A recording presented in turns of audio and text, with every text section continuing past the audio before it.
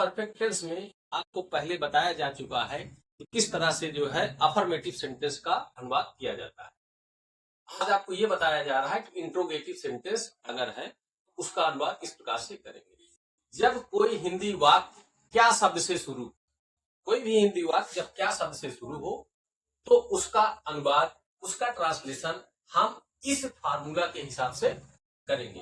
Formula यह है कि अगर हिंदी वाक्य में सबसे पहले, जैसे कि इन वाक्यों में आपको दिखाया गया है, इनमें सब में सबसे पहले क्या शब्द ही लगा हुआ है, और अगर क्या शब्द लगा होगा तो सबसे पहले सब्जेक्ट के हिसाब से विल या शैल, उसके बाद सब्जेक्ट रखा जाएगा, फिर हैव का प्रयोग करेंगे, उसके बाद क्रिया का थर्ड पार्ट, फिर अदर वर्ड।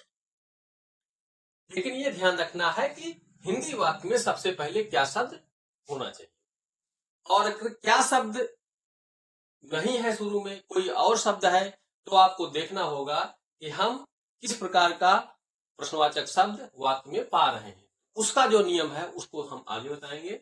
जो ये नियम है इसके हिसाब से ये वाक्य आप देखेंगे। तो सबसे पहले देखिए, इस वाक्य में लिखा हुआ क्या वह मेरी मदद कर चुकेगा, तो इस क्या शब्द की अंग्रेजी हम लिखेंगे विल लिखेंगे। विल क्यों लिखेंगे?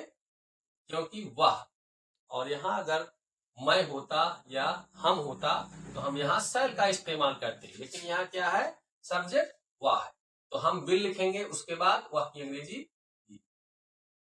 विल ही हैव, क्रिया का थर्ड फॉर्म मदद करना, मदद करने का अंग्रेजी हेल्प, क्रिया का third form help, will he have helped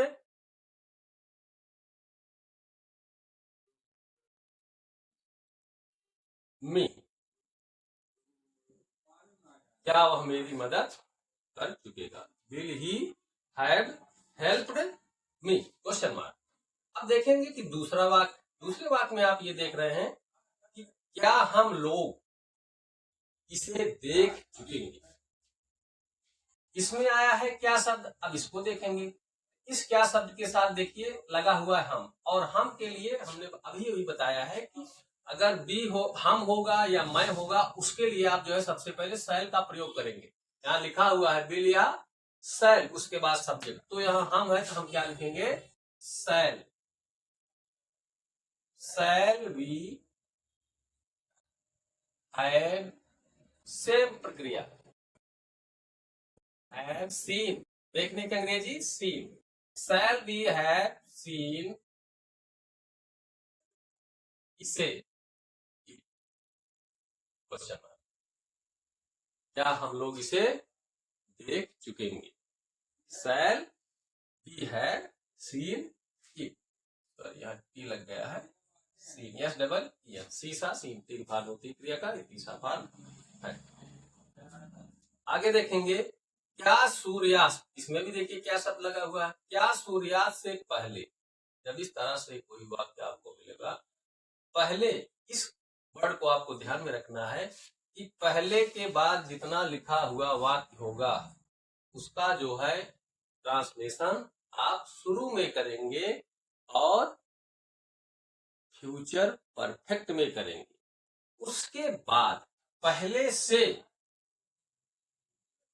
जो शुरू में लिखा हुआ वाक्य होगा उसका जो भी आप ट्रांसलेशन करेंगे वो प्रेजेंट इंडेफिनिट के नियमानुसार करेंगे। प्रेजेंट इंडेफिनिट आपको सबसे पहले पढ़ाया जा चुका है, बताया जा चुका है, तो ये ध्यान रखना है कि अगर पहले शब्द जुड़ा हुआ है तो इसके बाद जो भी वाक्य लिखा हुआ होगा उसका ट्रांसलेशन आप शुरू में फ्यूचर परफेक्ट के नियमानुसार करेंगे, और पहले के प्रारंभ में जो भी वाक्य लिखा होगा इसका ट्रांसलेशन आप बाद में करेंगे और प्रेजेंट इंडेफिनिट के नियमानुसार।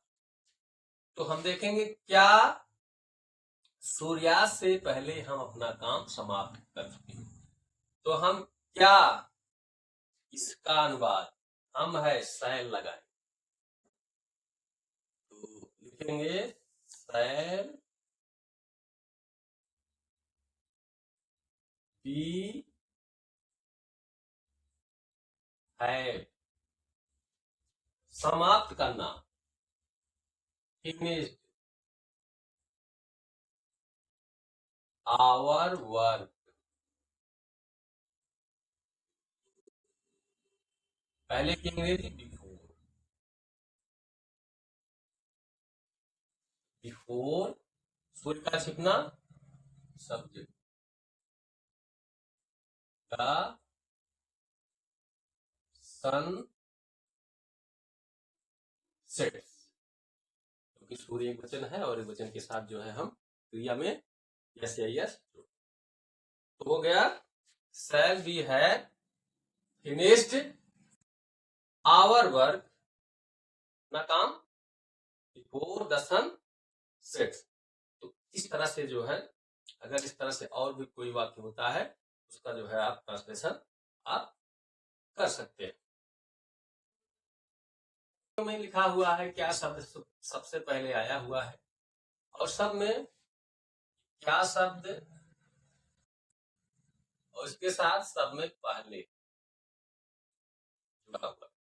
हमने अभी अभी बताया पिछले वाक्यों में कि क्या शब्द होगा तो विलय शैल का प्रयोग पहले होगा, और इसके बाद देखना है आपको पहले पहले जो लिखा हुआ इसके बाद जो भी वाक्य रहेगा इसका अनुवाद सबसे पहले आप करोगे, और पहले के शुरुआत में जो वाक्य लिखा होगा उसका अनुवाद जो है लास्ट में करोगे, प्रेजेंट इंडिफिनिट के रूल के हिसाब से।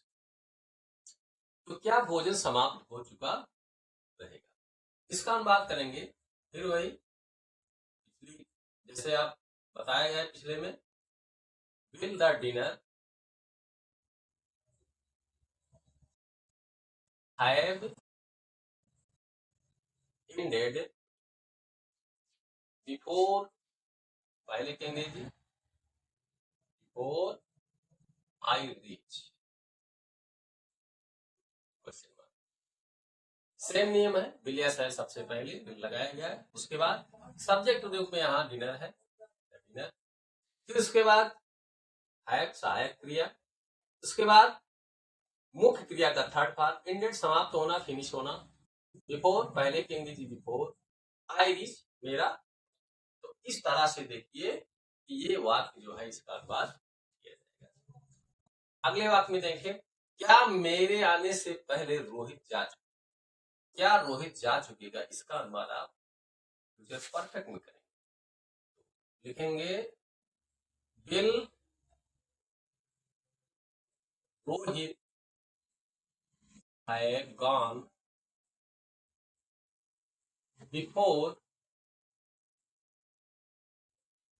मेरा आना, बिफोर आई रीच, क्या आना कम भी लिख सकते हैं, पहुंचना रीच कम लिख दीजिए, before I come. Will Rohit है गॉन, क्या रोहित जा चुकेगा मेरे आने से पहले के अंग्रेजी बिफोर आई कम। अगला वाक्य है, क्या वर्षा होने के पहले पिताजी भोजन कर चुके, क्या पिताजी भोजन कर चुकेंगे, इसका अनुवाद हम सबसे पहले करेंगे। तो फिर लिखेंगे विल फादर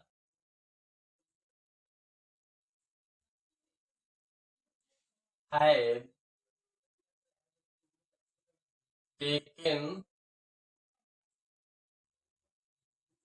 फूड बिफोर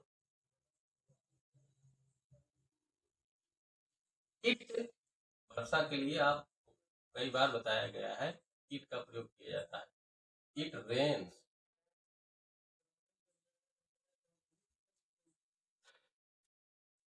तो इस तरह से जो है अगर इंट्रोगेटिव वाक्य है तो आप इसका अनुवाद इस तरह से करेंगे। बाकी अगर इसमें कोई त्रुटियां हो, कोई कमियां हो तो आप कमेंट बॉक्स में जरूर लिखिएगा। Thank you very much.